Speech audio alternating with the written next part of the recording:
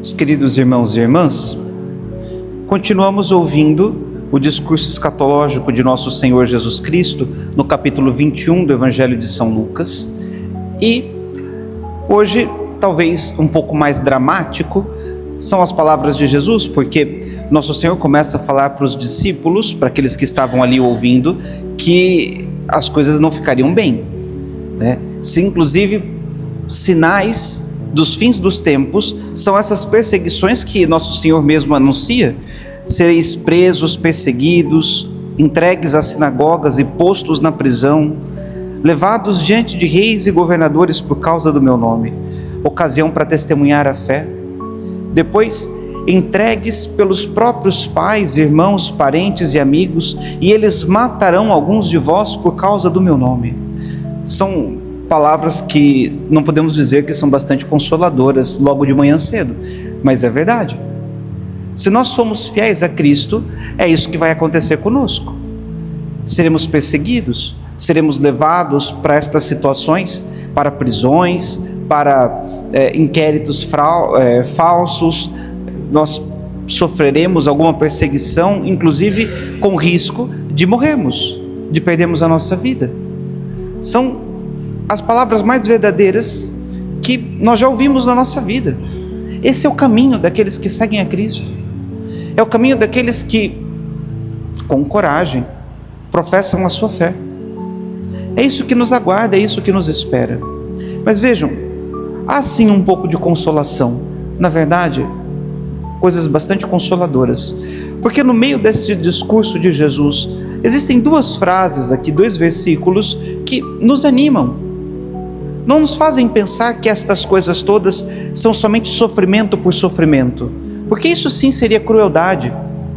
E Deus não é cruel. Pelo contrário, Deus é Pai amoroso. Se Ele permite que nós passemos por estas coisas, é porque é bom para nós, fará bem para nós. Existe um desígnio de salvação por detrás disso. E a primeira delas está ali no versículo 14, quando Jesus diz: fazei o firme propósito de não planejar com antecedência a própria defesa. Vejam, nosso Senhor usa uma expressão bastante impactante: fazei o firme propósito, ou seja, tenha decisão decidida, não mudem isso, não planejar com antecedência a própria defesa. Vocês estão cientes de que isso vai acontecer com vocês, mas não se preocupem. Em outras palavras, é isso que Jesus está dizendo: não se preocupem. Quando vocês forem levados para a prisão, fiquem tranquilos. Não precisam ficar pensando: o que é que eu vou dizer, como eu vou me defender. Não. Eu vos darei palavras tão acertadas que nenhum dos inimigos vos poderá resistir ou rebater. Ou seja, Ele virá em nossa ajuda. Ele virá em nosso auxílio, mesmo nesta situação de perseguição, nesta situação de de tragédia, podemos dizer assim. Ele não se separará de nós, estará e permanecerá unido a nós. Eu vos darei palavras tão acertadas que nenhum dos inimigos vos poderá resistir ou rebater. Ele virá em nosso auxílio naquele momento. Naquele momento derradeiro, Ele nos ajudará. Não precisamos nos preocupar. Cristo não se separa dos seus. E vejam, quanto pior é a nossa situação, mais unidos a Cristo nós estamos. Primeiro, de nossa parte, porque estamos mais semelhantes a Ele, somos mais parecidos com Ele. Quanto maior o nosso sofrimento, mais nós estamos configurados a Cristo, que é o servo sofredor, assim que nós ouvimos sempre na Semana Santa, na passagem de Isaías. Mas também Deus permanece mais unido a nós, porque é óbvio que Ele cuida mais daquele filho que mais sofre, daquele filho que está mais precisando. Isso é evidente. É assim que vocês fazem nas casas de vocês.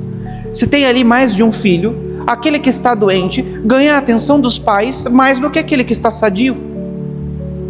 Se existe um com problema, aquele ganha mais atenção dos pais do que aquele que está bem, que está pacífico, que não tem problemas. É natural. E assim Deus faz com os seus filhos. Aqueles filhos dele que estão agora, neste dia, neste momento, presos, sequestrados, como disse para vocês na segunda-feira, que está acontecendo lá na Nigéria, estão mais próximos de Deus, porque estão mais configurados a Cristo, e também porque Deus, sendo Pai deles e vendo a necessidade, a dificuldade que eles estão passando, estão vivendo, se aproxima mais, consola mais, acalenta mais. Isso também acontecerá conosco quando chegar o dia da perseguição e o dia de testemunharmos a nossa fé.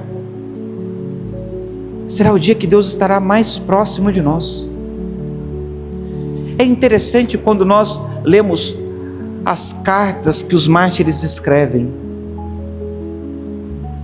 Algumas são bastante famosas, por exemplo, a de Santo Inácio de Antioquia, não é? Quando começam a planejar ali uma espécie de sequestro para tirá-lo da boca das feras, porque ele iria ser levado para ser devorado pelas feras, ele diz assim: não façam isso, não ousem fazer isso, porque agora, é justamente agora, que eu me tornarei Eucaristia, que eu serei trigo de Deus. É agora o momento para o qual eu sempre vivi, para o qual eu sempre esperei.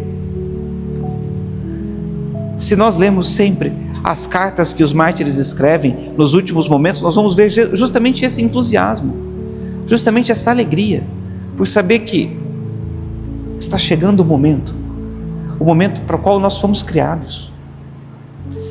E a segunda coisa, o segundo versículo, é já no fim deste trecho do Evangelho, quando Jesus diz: mas vós não perdereis um só fio de cabelo da vossa cabeça, é permanecendo firmes que ireis ganhar a vida. Nosso Senhor está dizendo: nem um fio de cabelo da nossa cabeça, que talvez é uma das coisas mais insignificantes que nós temos no nosso corpo. Ninguém fica contando os fios de cabelo que vão caindo ao longo da vida. Quando começam a cair muito, às vezes a gente se preocupa, mas ninguém conta diariamente: hoje eu perdi 5 fios de cabelo, hoje eu perdi 10. Não, porque é uma coisa insignificante, né? É uma coisa que é desprezível. Depois de um certo momento a gente só aceita. E Jesus está dizendo que até mesmo isso, a coisa mais insignificante, mais desprezível, não será perdida. E se acontece de cair, se acontece alguma coisa, é porque está nos planos de Deus. É isso que significa esta frase. Padre, Nosso Senhor está dizendo que nem um fio de cabelo vai cair, mas ao mesmo tempo está dizendo prisão, está dizendo morte, está dizendo... Sim, porque essas coisas fazem parte do plano de Deus. Ou seja, nem um fio de cabelo vai sair fora do plano de Deus, fora daquilo que Ele planejou. O que Ele planejou vai acontecer. E se está dentro dos planos de Deus, a nossa prisão, a nossa perseguição, a nossa morte, as calúnias que nós vamos ter que enfrentar, as humilhações e assim por diante, também faz parte dos planos de Deus, está contado nos planos de Deus. Mas é permanecendo firmes nessas realidades todas que nós iremos ganhar a vida. E esse permanecendo firmes, ele tem uma outra tradução, porque o grego dá uma outra ideia. Hipomoné significa paciência, ou seja, é tendo paciência que nós iremos ganhar a vida. Existem umas palavras de Santo Tomás a respeito da paciência que ajudam bastante e trazem bastante luz para aquilo que nós estamos ouvindo no Evangelho. Santo Tomás diz o seguinte: é necessária uma virtude que preserve o bem da razão diante da tristeza.